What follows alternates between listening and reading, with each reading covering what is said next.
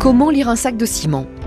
Chaque sac de ciment a un libellé produit commercial ainsi qu'un libellé produit normatif.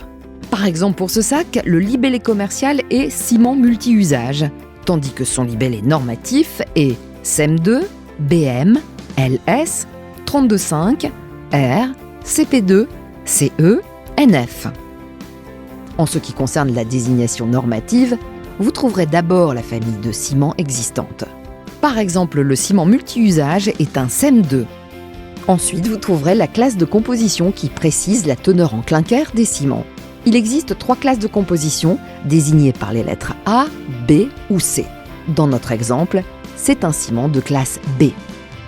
Si la lettre M est accolée à la classe de composition, c'est qu'il y a au moins 2 autres constituants principaux autres que le clinker. On précise ensuite le nom de ces constituants principaux. Dans notre exemple, LS signifie qu'il y a du calcaire ainsi que du laitier de haut fourneau. Le 32,5 correspond à la classe de résistance caractéristique minimum à 28 jours, exprimée en mégapascal.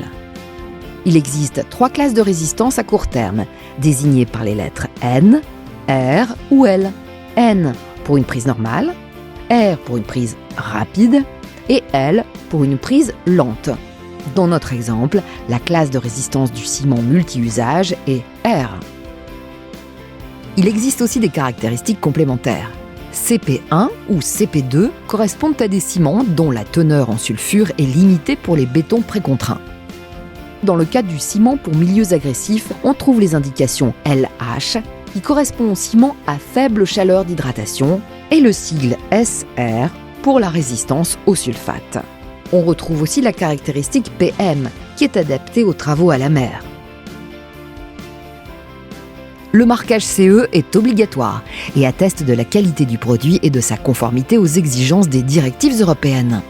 La certification NF est volontaire et atteste que le ciment qu'il apporte est conforme au niveau de qualité requis par certaines exigences complémentaires du marché français.